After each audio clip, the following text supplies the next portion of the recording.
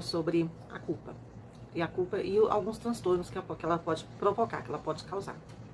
Tem pessoas que se sentem tanto no domínio da culpa e que leva isso para o trabalho, leva isso para a vida conjugal, leva isso para o seu contexto familiar, para o seu contexto social, e elas não progridem em nada. Nada tem progresso, nada tem... Não, é como se fosse uma pessoa sem virtude alguma, e na verdade não é isso. É porque ela está intoxicada com algo que não fazia parte do terreno dela, do mundo dela, né? Então, por exemplo, pessoas que começam a não ter tempo, que fala o tempo todo que não tem tempo para nada. Nossa, eu não tive tempo, eu não pude. Às vezes você pega e para, poxa, fulano não tem tempo de falar comigo 10 minutinhos, 5 minutos que seja. Então isso leva para o estado um pouco mais grave, porque as pessoas começam pela culpa, por acharem que não foram mães boas o suficiente, pais também que não foram, que se consideram não bons o suficiente, e acham que tem que usar o tempo todo integral para o filho, para a família, para a casa, para o marido, para a esposa, para o trabalho. Então são pessoas que se ocupam 100% do seu tempo, dormem muito pouco e todo o tempo ele está ocupado. Então eu não tenho tempo para um lazer, não tenho tempo para poder ficar com qualidade com a família, que tempo com qualidade. Pega e vai para um parque, vai para uma praça, vai para um lugar para poder passar o dia, vamos passar o final de semana na casa, numa cidadezinha diferente, não tem dinheiro, então vamos brincar com o que nós temos em casa, vamos elaborar, isso é possível, isso é possível, mas é preciso ter um entendimento de que isso é importante, é necessário e precisa ser feito. Então as famílias onde a disciplina ela não acontece, elas sofrem demais. Então é preciso ter horário para tudo. E sobre horário é muito importante falar, é muito interessante observar que uma das técnicas que é importante trabalhar os pais com os filhos em relação a horário e compromisso. Por exemplo, se seu filho ele tem que dormir até as 9 horas da noite, até as 21 horas, e ele está assistindo televisão, não chega, desliga a televisão e coloque ele para dormir. Alguns minutos, ou durante o dia, né, você já vai cronometrando ali o tempo dele, para poder saber isso com criança, né, com adolescente não precisa fazer isso, a menos que seja a ferro e fogo. Mas com criança, que não tem domínio próprio, quando for 8 horas, 20 horas, fulano, quando for 21 horas, você tem que ir para a cama. Quando for 20 horas e 50 minutos, 8h50, você desliga a televisão e já vai se preparar para dormir. O que você faz quando você toma essa postura? Você prepara o consciente dele de que ele tem uma responsabilidade a cumprir e tem um horário para ser cumprido. Quando isso acontece de forma plausível, a convivência familiar é muito melhor. Então, ou seja, não tem gritos, não tem atritos, não tem contenda, tem o diálogo, tem a comunicação e tem o respeito, que é o mais importante, acima de qualquer coisa, o respeito. Então, o filho, quando ele precisa respeitar o pai, né, enquanto vida, então ele precisa atentar para isso. E com os adolescentes que gostam de ficar aí no videogame, que gostam de sair, gostam, tudo tem o combinado. Fulano, você quer ir para a festa do colega, não quer? Então eu preciso que os seus estudos estejam em dia, que estejam em ordem, que...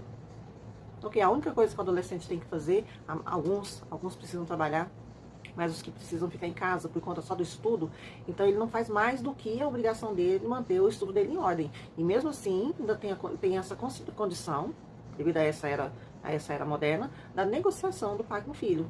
Olha, se você estudar direitinho, você tem uma recompensa. Então, a lei da recompensa ela funciona muito bem dessa forma. Então, quando o seu filho tiver uma resistência, procure ver o que é que ele mais gosta. Ele gosta de jogar bola com o vizinho, com o primo? Então, faça uma contrapartida com ele, ofereça para ele algo que é importante para ele, como, por exemplo, ler um livro. Se você lê tantas páginas por dia e que você me entregue, discipline páginas por dia, porque assim ele toma o hábito de leitura e não fica naquela história de demorar para ler o livro, né? Se ele não gosta, ele é bem resistente, que a maioria dos jovens hoje tem uma resistência muito grande à leitura, mas se ele demonstra essa resistência tão grande, determine páginas, coloque 5 páginas, frente e verso, 5 páginas, frente e verso e todos os dias, até eu terminar a leitura. Com o passar do tempo, ele vai estar lendo um livro por semana, às vezes 2 por semana, né? Porque ele vai adquirir o hábito da leitura, e o hábito faz a ocasião. Então, traga o que é importante, o que é interessante para ele e tenha a lei da recompensa. Então, você tem um aniversário de 15 anos para ir, mas se você não fizer determinada responsabilidade, você não vai. E isso tem que ser dito e cumprido. Não é não. Não tem aquela de amolecer o coraçãozinho na hora de sair, porque fulano chorou, porque todos os coleguinhas vão. Não é não. Sim é sim, não é não, e pronto, acabou. Não tem conversa. Enquanto os pais ficarem nessa de querer dar o braço a torcer, entendeu? De querer passar a mão na cabeça, de querer, nossa, eu não tive isso na minha infância, então meu filho vai ter. É o maior erro, é o maior erro que aqui um pai ou uma mãe pode fazer com o filho. Colocar a lei da recompensa gratuita. Então, todo mundo tem que se esforçar para ter algo. Então, para você conseguir se formar, você tem que estudar, você tem que se esforçar para estudar, tem que se esforçar para você tirar uma nota boa, para você ser um bom aluno, para você ter um bom conhecimento. E de nada funciona também se você tiver um diploma e não tiver o conhecimento. Então, tudo é o esforço do necessário. Então, é muito importante frisar isso, porque às vezes as pessoas falam, nossa, fulano estudou, tem um diploma, tá tranquilo. Não, não tá. Ele não adquiriu conhecimento suficiente para poder encarar as ferramentas de trabalho. Então, não tá tudo ok. É preciso um reajuste. Então, né, uma coisinha assim de cada vez. E falando também sobre a culpa, em relação à culpa, tem alguns contextos que eles entram aí na aplicação da postura do comportamento diário, que fazem parte de uma autorreprovação. O que é a autorreprovação? A pessoa que ela já faz análise dela, se ela consegue ou não fazer, e na maioria das vezes ela se diz não para ela mesma. Não tenho tempo, não vou ter condições de fazer isso, será que eu mereço, né, isso, alguma coisa, eu não tenho direito de passear com os meus filhos. Então vamos colocar um exemplo aqui. Uma pessoa está com dívidas. Uma pessoa com dívidas. E ela tem que sanar essa dívida, tem que ter essa responsabilidade. E aí ela se sente no direito de não fazer nada com a família, porque tem que pagar as dívidas. Porque se alguém vê ela passeando no parque, vai ver ela com bom humor, né? Olha para você ver o tanto que isso é sério. A pessoa, então, ela tem uma responsabilidade, né? E devido a uma má gestão financeira, e aí se sente culpada por isso, e aí acaba prejudicando o convívio familiar dela. Então, não posso sair com os meus filhos, porque se fulano me ver, vai pensar que eu estou me divertindo, que eu estou com dinheiro para gastar. E, na verdade, é um assunto que não tem nada a ver com o outro. Isso tudo é uma questão de imposição. Imponha, negocie. Então, quando você pode negociar algo, é possível negociar qualquer coisa com qualquer pessoa. Então, tudo é negociável. O seu tempo, a sua alimentação, o tempo com seus amigos, o tempo com a sua família, o tempo no seu trabalho, o tempo com o seu cliente, o seu lazer, cuidar dos seus animais. Então, tudo tem, né, tudo que está à nossa volta é negociável. Nós precisamos gerir melhor o nosso tempo. Como que a gente faz isso? Eu gosto muito de fazer checklist. Eu faço um checklist das coisas que eu quero fazer no dia. Primeiro a gente começa com as coisas que você precisa fazer durante a semana. Aí hoje eu já consigo filtrar por dia. Então, por dia eu quero fazer e vou fazendo, etiquetando ali. Não, eu fiz isso, fiz aquilo, fiz isso outro. E quando tá faltando 3 itens, hoje não dá tempo mais de fazer. Aí eu jogo pro dia seguinte. Mas aí essas 3 coisas que eu não consegui fazer são as primeiras que eu faço no dia seguinte. Né? Então, se eu percebo que eu estou colocando muitos itens para poder fazer, né, naquele dia, eu tento diminuir, eu preciso diminuir a minha carga, senão eu vou continuar sempre passando alguma atividade para o dia seguinte. E se eu fizer tudo, por exemplo, se deu 6 horas da tarde eu conseguir fazer tudo, ok, então aí eu vou assistir um filme, vou ler um livro, porque eu não fico sem leitura, eu leio o livro todos os dias, estudo a Bíblia. Gosto de série, só que eu também não dá para fazer tudo ao mesmo tempo, mas a leitura ela faz parte do meu dia, todos os dias.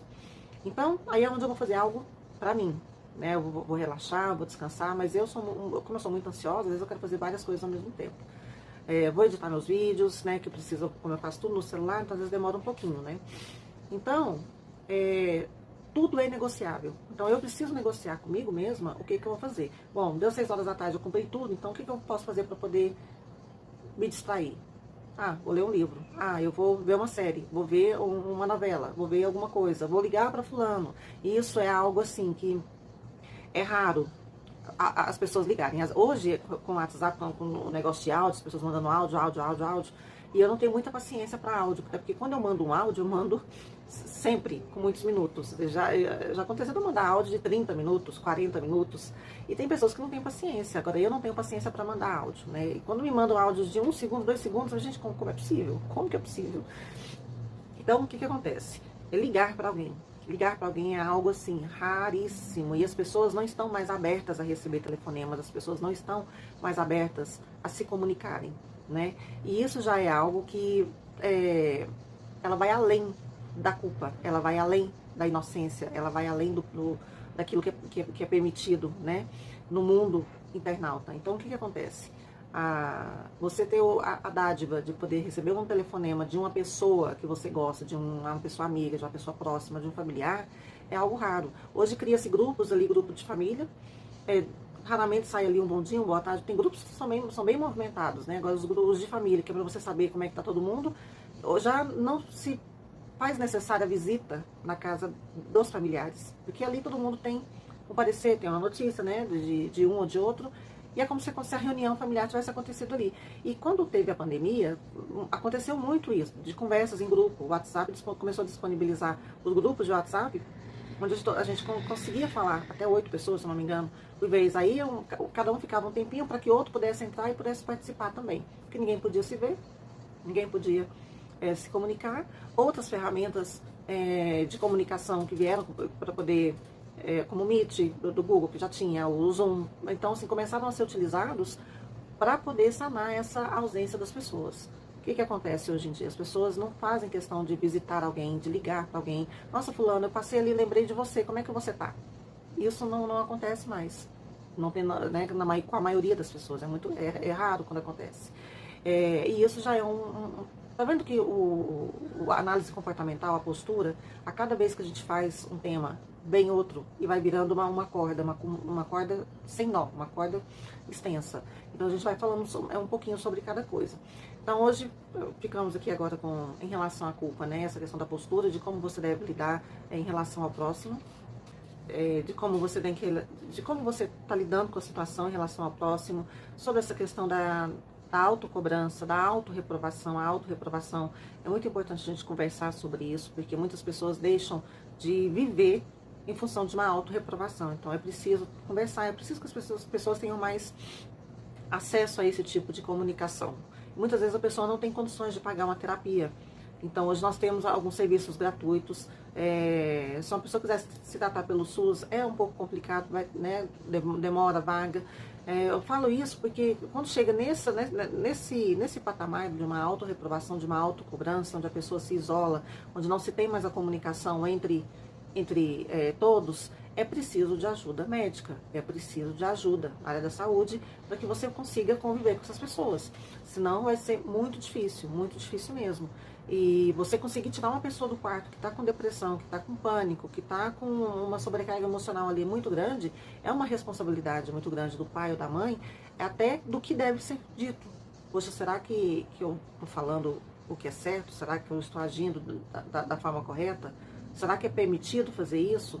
Então, todas essas dúvidas é importante o filho ser tratado, os pais também se tratarem. Os homens tendem a ter uma resistência muito grande a procurar uma terapia. É o que não deveria acontecer, até pelo fato dele ser provedor, então ele deveria ser o primeiro a procurar para poder entender como é que faz. Mas muitos estão acostumados em ter aquela fala, eu sou homem, eu cuido das finanças da casa, né? E a mulher fica com a parte administrativa de como tudo vai acontecer, almoço, horário do almoço, os filhos no colégio, a janta, o cuidado com a roupa passada, limpa e passada. Então isso precisa ser mais falado, é preciso falarmos mais sobre isso, né? Cuidado também com os pensamentos rígidos em relação à cobrança e fazer com que o outro se sinta culpado, né? Por exemplo, você acabou com o meu dia, você não faz nada que preste, não tem confiança em você. Então, frases desse tipo, onde você terceiriza, você coloca para o outro o que é bom ou o que é ruim, é preciso ser revisto. Então, esses pensamentos rígidos também, aos pouquinhos a gente vai trabalhando, a gente vai comentando, a gente vai conversando. Então, eu quero que vocês fiquem com essa mensagem do controle, do autocontrole, que isso é importante. A autorreprovação, ela não tem controle, né? Mas a gente tem que aprender a se controlar. Então, vamos cuidar desse autocontrole para que a gente possa conseguir viver melhor perante a sociedade.